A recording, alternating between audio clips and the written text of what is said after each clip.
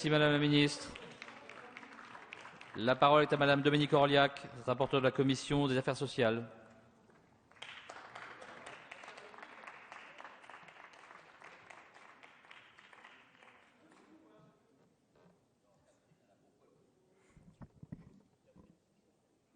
Monsieur le Président, Madame la Ministre, Madame la Présidente de la Commission des Affaires sociales, chers collègues, j'ai l'honneur aujourd'hui de défendre cette proposition de loi adoptée au Sénat en décembre dernier visant à soumettre la recherche sur les cellules souches embryonnaires à un régime d'autorisation encadré. C'est avec la plus grande humilité que j'aborde aujourd'hui ce sujet, car en matière de bioéthique, le dogmatisme est dangereux et mensonger. La recherche sur l'embryon humain, sur les cellules souches embryonnaires qui en sont dérivées, est certainement l'un des problèmes les plus sensibles en matière de bioéthique, car il touche aux origines de la vie. Mais c'est aussi avec la plus forte des convictions. C'est un sujet récurrent depuis 1994 et qui fut parmi les plus discutés lors de la révision des lois de bioéthique en 2011. Notre position a été constante, la recherche est au service de la vie. Il n'y a pas d'un côté des partisans d'un scientisme aveugle et de l'autre des humanistes éclairés. Pourquoi proposons-nous aujourd'hui de modifier la loi? Parce que le rôle du législateur est de poser clairement ce qui est permis et ce qui ne l'est pas. En 1994, la loi avait posé le principe d'une interdiction absolue de la recherche sur l'embryon. En 2004, ce principe avait été maintenu avec dérogation pour 5 ans. Comme l'a souligné Axel Kahn lorsque nous l'avons auditionné, à la fin de ce moratoire, le législateur avait le choix entre 2 solutions, maintenir l'interdiction de la recherche ou l'autoriser de manière encadrée. Or, son choix s'est porté sur une solution hybride, pour ne pas dire incompréhensible. Le régime actuel, prévu par l'article L. 2151-5 du Code de la santé publique, repose sur une interdiction de principe de la recherche sur les embryons assortie de dérogations. L'affichage d'un interdit symbolique fort recouvre en vérité une autorisation qui ne dit pas son nom, stigmatise la recherche et crée une véritable insécurité juridique. Quels sont les arguments invoqués par les partisans du maintien du projet d'interdiction? Le respect de l'embryon qui n'est pas un matériau de recherche comme un autre, l'intérêt qui serait désormais réduit des recherches sur l'embryon et les cellules souches embryonnaires en raison de la découverte des cellules souches adultes et des cellules iPS, ainsi que l'absence de progrès thérapeutique apportés par ce type de recherche, le fait que cette proposition de loi n'a pas été l'objet d'une concertation préalable. Permettez-moi de revenir sur ces arguments.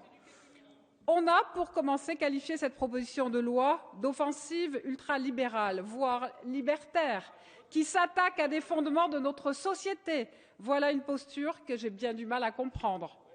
Car, comme l'a clairement souligné le Conseil d'État dans son étude sur la révision des lois de bioéthique, afficher le principe d'une interdiction là où les projets sont autorisés en quasi-totalité revient à créer un paradoxe peu souhaitable. De fait, au 1er mars 2013, 198 autorisations avaient été délivrées par l'Agence de la biomédecine. De plus, si l'on considère que l'embryon doit être respecté en tant qu'être humain dès sa conception, alors il faut non seulement interdire toute recherche, mais interdire aussi la production d'embryons surnuméraires dans le cadre de l'assistance médicale à la procréation, dont le destin est d'être détruit. Jean-Claude Amezen, président du Comité national consultatif d'éthique, nous l'a rappelé en audition, on ne protège pas l'embryon humain de la destruction en interdisant la recherche. Je suis surprise que ceux qui s'opposent à cette proposition de loi n'aient pas clairement voté contre la loi de 2011 qui autorise clairement la destruction des embryons sans projet parental. La protection de l'embryon que permettrait l'interdiction est un leurre. Enfin, que les choses soient claires, il n'est pas question d'utiliser les cellules souches embryonnaires à des fins commerciales. La législation actuelle qui interdit le clonage, l'utilisation de l'embryon à des fins cosmétiques ou encore la production d'embryons à des fins de recherche ne change pas. Quant aux prétendues pressions de l'industrie pharmaceutique, c'est un pur fantasme et une insulte aux chercheurs. Tous les projets aujourd'hui autorisés par l'ABM sont menés par des organismes publics tels que l'INSERM ou le CNRS. Et les équipes qui, depuis des années, mènent un travail à l'excellence reconnue, le font au service de la recherche fondamentale et des malades. Au final, en 2004, le manque de recul dont nous disposions pouvait expliquer le choix d'un régime d'interdiction avec dérogation. Mais la loi de 2011 est allée plus loin car par le biais de dérogations pérennes et non plus provisoires, il autorise de fait la recherche sur les embryons tout en l'assortissant de conditions restrictives, parfois impossibles à remplir, qui sont source d'insécurité juridique, qui nous privent de progrès thérapeutiques majeurs et de confusion pour nos concitoyens. 11 procédures engagées par la Fondation Lejeune sont aujourd'hui en cours contre des décisions d'autorisation de recherche sur l'embryon au motif que celles-ci n'avaient pas prouvé l'impossibilité de mener ces recherches au moyen d'autres méthodes. Or, nous savons qu'en matière de recherche fondamentale, une telle preuve ne peut être apportée. Par ailleurs, on entend que l'existence de méthodes alternatives rend inutile l'autorisation encadrée des recherches sur l'embryon. C'est scientifiquement faux. Ce débat a récemment été relancé par l'attribution du prix Nobel à John Gurdon et Yamanaka, qui ont démontré la possibilité de faire régresser des cellules adultes jusqu'au stade de la pluripotence. En réalité, même si d'autres techniques sont prometteuses, la recherche sur les cellules souches embryonnaires conserve toute sa pertinence thérapeutique. L'année 2011 a été marquée aux États-Unis et au Royaume-Uni par les premiers essais cliniques utilisant des dérivés de cellules souches embryonnaires humaines. Ensuite, certaines recherches ne peuvent être menées que sur l'embryon, par exemple pour la dystrophie myotonique. Et comme le faisait observer le professeur Jouanet devant notre commission, le principe de la recherche est accepté à tous les âges de la vie. Alors, pourquoi un antagonisme brutal s'imposerait-il dans les 6 premiers jours de la vie? Pourquoi cet âge de la vie serait-il exclu de la recherche? N'est-ce pas justement cela, ne pas respecter la dignité de l'embryon? Enfin, l'efficacité et les effets des autres méthodes, notamment des cellules iPS, ne sont pas encore suffisamment connus et toute recherche, même celle menée par le professeur Yamanaka, utilise les cellules souches embryonnaires comme modèle comparatif. J'ajoute que ces cellules posent elles aussi des problèmes éthiques, alors même que cette recherche n'est pas encadrée. Envisageons la possibilité que des hommes demandent un jour une reprogrammation de leurs cellules, pouvant éventuellement conduire à la reproduction d'un bébé qui aurait l'entièreté de leur génome.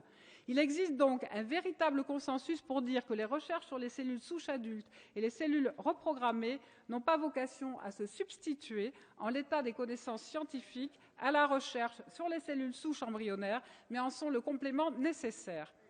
Il n'y a aucune appétence particulière des scientifiques pour la recherche sur les cellules souches embryonnaires. Et si à l'avenir d'autres méthodes s'avèrent être plus efficaces, elles évinceront naturellement cette dernière. On nous parle enfin d'une loi antidémocratique discutée en catimini dans l'urgence. C'est faux. Le débat a eu lieu depuis 1994 et notre position n'a pas changé. Je regrette que ceux qui fustigent le manque de travail n'aient pas assisté aux auditions d'Axel Kahn, René Friedman, Alain Privat, Marc Péchanski, en vue de se préparer cette proposition de loi. Quant à la concertation, vous le savez bien, la quasi-totalité des organismes consultés avant la loi de 2011 se sont prononcés en faveur d'un régime d'autorisation encadrée, que ce soit le CCNE, l'OPEX ou l'Académie de médecine. Ils ne sont pas les seuls, puisqu'en 2002, notre Assemblée avait acté, toutes tendances confondues, le principe de l'autorisation de la recherche, de même que le Sénat en 2011. Enfin, les citoyens qui ont participé aux États généraux ont une position on ne peut plus claire sur ce sujet. Les embryons, je cite, « voués à la destruction en l'absence de projet parental, pouvaient être utilisés sous certaines conditions à des fins de recherche. » Mesdames et messieurs les députés, consulter la population, c'est bien, mais respecter son choix, c'est encore mieux. C'est une loi à la fois véritablement applicable et responsable que nous vous proposons aujourd'hui, qui mettra fin au contentieux et permettra enfin aux chercheurs de travailler dans la sérénité, avec des conditions très strictes encadrant toute autorisation de recherche. L'ABM autorisera les protocoles de recherche après vérification du respect de toutes les conditions légales, comme elle l'a fait jusqu'ici avec la plus grande rigueur. Son comité d'orientation, qui réunit des scientifiques et des représentants de la société civile, est appelé à se prononcer sur chaque dossier. Les considérations éthiques sont donc présentes pendant l'instruction du dossier. La première condition est la même qu'aujourd'hui. La pertinence scientifique de la recherche doit être établie. Sur ce point, nous devrions tous être d'accord. Deuxièmement, la recherche fondamentale ou appliquée doit s'inscrire dans une finalité médicale. Formulation proposée par le rapport d'information de notre Assemblée en vue de la révision de la loi de bioéthique qui affirmait avec raison que la notion de progrès thérapeutique n'avait aucun sens. La troisième condition porte sur le caractère subsidiaire des recherches sur l'embryon, car elle prévoit qu'en l'état des connaissances scientifiques, cette recherche ne peut être menée sans recourir à ces embryons ou ces cellules souches embryonnaires. Ainsi, nous inscrivons clairement dans la loi l'idée que si demain, les nouvelles techniques s'avèrent plus efficaces que les cellules souches embryonnaires humaines, elles s'y substitueront naturellement. La quatrième condition prévoit que les projets de recherche et les conditions de mise en œuvre des protocoles doivent être eux-mêmes respecter les principes éthiques relatifs à la recherche sur l'embryon et les cellules souches embryonnaires. Sur ce point aussi, notre texte est le même aujourd'hui. Enfin, le consentement parental demeurera une condition sine qua non dans les mêmes conditions qu'aujourd'hui. Le couple devra, comme le législateur en a décidé en 2004 puis 2011, consentir par écrit aux recherches après un délai de réflexion de 3 mois. Il sera informé des possibilités d'accueil des embryons par un autre couple ou d'arrêt de la conservation. Enfin, le consentement des 2 membres du couple ou du membre survivant du couple sera révocable sans motif tant que les recherches n'ont pas débuté. Ce texte ne remet pas en cause la philosophie générale qui a inspiré toutes les lois de bioéthique depuis 1994 et maintient l'équilibre entre le respect de l'embryon comme être en devenir et les perspectives offertes par la recherche. Il fait le choix de la lisibilité et de la responsabilité vis-à-vis de nos concitoyens. Évitons toute instrumentalisation politique de cette loi pour que nous puissions travailler dans la sérénité et l'honnêteté intellectuelle qui sied à l'importance de ce sujet. C'est pourquoi je vous invite à l'adopter. Je vous remercie. Merci.